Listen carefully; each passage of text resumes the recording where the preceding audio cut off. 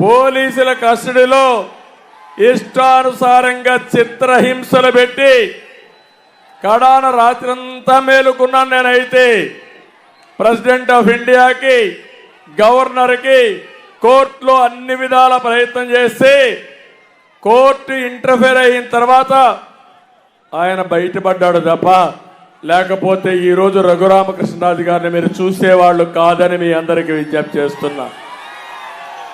అందుకని ఈరోజు మీ అందరికీ ఒకటే విజ్ఞప్తి చేస్తున్నా, ఒక దుర్మార్గుడి పాలన నుంచి ప్రజాస్వామ్యాన్ని కాపాడుకొని మన పిల్లల భవిష్యత్తు కాపాడుకోవాలంటే ఇలాంటి వ్యక్తులు కూడా కలిసి పనిచేయాల్సిన అవసరం ఉంది. అందుకే మీ అందరి తరపున మరొకసారి తెలుగుదేశం పార్టీలోకి సాదరంగా ఆహ్వానిస్తూ సభ ప్రారంభించే ముందే వారిని పార్టీలో చేర్చుకుంటున్నామని చెప్పి తెలియజేసుకుంటూ వారికి అందరూ కూడా గట్టిగా చప్పట్లు కొట్టి హర్షాన్ని, ఆమోదాన్ని, ఆయన జరిగిన అన్యాయాన్ని ఖండిస్తూ మళ్ళీ మీరందరూ కూడా ఆయన ఆశీర్వదించమని, నేను ఈరోజు తీసుకున్న నిర్ణయాన్ని కూడా మీరు స్వాగతించమని మరొకసారి అందరినీ కోరుకుంటున్నా.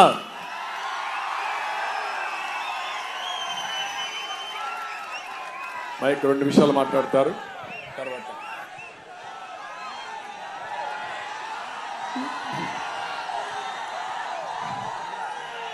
గతంలో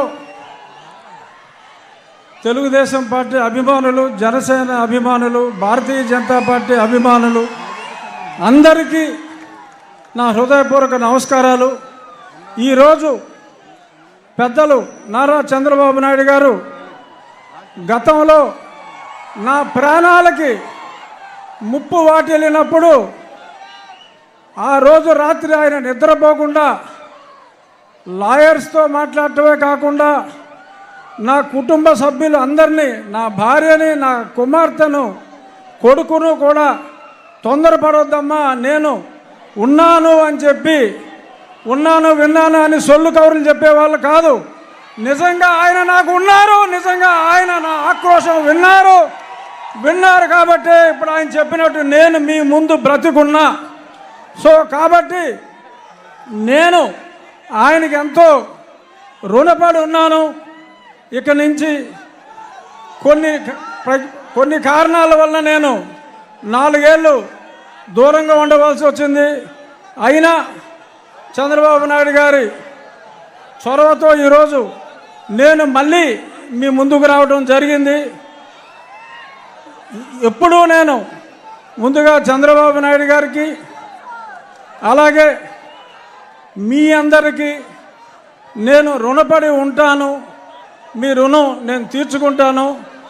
అతి త్వరలో జూన్ 4వ తారీఖు ప్రపంచం సృష్టించబోతున్నారు నారా చంద్రబాబు నాయుడు గారు. అలాగే ఆయనకి తోడుగా పవన్ కళ్యాణ్ గారు, పైన నరేంద్ర మోడీ గారు. ఈ కలయిక నేను సంవత్సరంగా చెప్తున్న త్రిమూర్తుల కలయిక ఉంటుంది అని.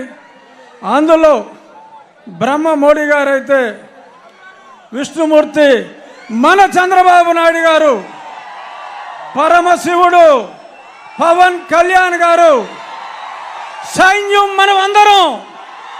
జై తెలుగుదేశం, జై చంద్రబాబు నాయుడు గారు, జై మోడీ, జై పవన్ కళ్యాణ్. Thank you. ఇప్పుడు ఈ విషయంలోనే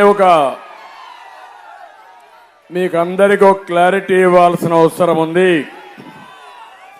ఈ 5 సంవత్సరాలు ఈ నియంత ఎవరైతే అహంకారిగా ఈ రాష్ట్రంలో ముఖ్యమంత్రి అయ్యాడో, అధికార దుర్వినియోగం చేసి ప్రజా సమస్యలపైన ఎవరైనా నోరెత్తి వాళ్ళ నోరు మూయించే పని చేశాడు. ఎవరైనా కానీ గట్టిగా మాట్లాడితే ముందు పోలీసులు పంపించేవారు, ఆ తర్వాత సిబిసిఐడిని పంపించేవారు.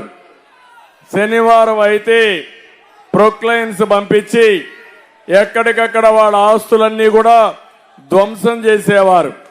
శుక్రవారం సాయంత్రం అరెస్ట్ చేసి బెయిల్ కూడా రాకుండా మళ్ళీ వాళ్ళని కస్టడీకి పంపించేవాళ్ళు. నేను 5 ఏళ్లు చూశాను, చాలా మందిని చూశాను, చాలా మందిని కాపాడాను. కొంతమంది అయితే నేను కాపాడలేక, నన్ను చేరలేక జీవితం మీద ఆశ వదులుకొని ఆత్మహత్య చేసుకునే పరిస్థితికి వచ్చారు. తమ్ముళ్ళు, ఒక విషయం చెప్తున్నా మీ అందరికీ. ఒక అబ్దుల్ సలీం అనే వ్యక్తి నంద్యాలలో వీళ్ళ వేధింపులు భరించలేక ఏం చేయాలనో దిక్కు తెలియకుండా చనిపోవాలని నిర్ణయించుకున్నాడు. ఈ పోలీసులు భార్యను పిలిచి, నీ భర్త చనిపోతే నీ కథ చూస్తావని చెప్తే భార్య భర్త ముందర బాధపడడం మొదలుపెట్టింది. నువ్వు పోతే నా మీద పడతారు, అవసరమైతే నీతో కూడా నన్ను కూడా తీసుకుపోమంటే భర్త ఆ రోజు నిర్భరం చేసుకుని ఇద్దరం చనిపోతామని నిర్ణయించుకున్నారు. కానీ మళ్ళా ఆలోచించారు, మనం ఇద్దరం చనిపోతే ఈ పిల్లలు ఏమవుతారని ఆలోచించారు. అప్పుడు ఇద్దరు కలిసి కఠినమైన నిర్ణయం తీసుకున్నారు. నలుగురం చనిపోదామని నిర్ణయం తీసుకుని నేరుగా రైల్వే ట్రాక్ మీదకి వెళ్ళి పిల్లల్ని రైల్వే ట్రాక్ గట్టేసి భార్యాభర్త అందులో పడుకొని మరణం చెందారంటే, ఆత్మహత్య చేసుకున్నారంటే తమ్ముళ్ళు ఎంత క్రూరంగా చనిపోయారో ఒక్కసారి మీరు ఆలోచించండి. అంటే మొన్నే మీరు చూశారు ఇంకొకటి, ఎక్కడైతే కడప జిల్లాలో, అన్నమయ్య జిల్లాలో ఒంటిమిట్టలో సొంత ఆస్తి ఒక చేనేత కుటుంబం, ఆ ఆస్తిని వైఎస్ఆర్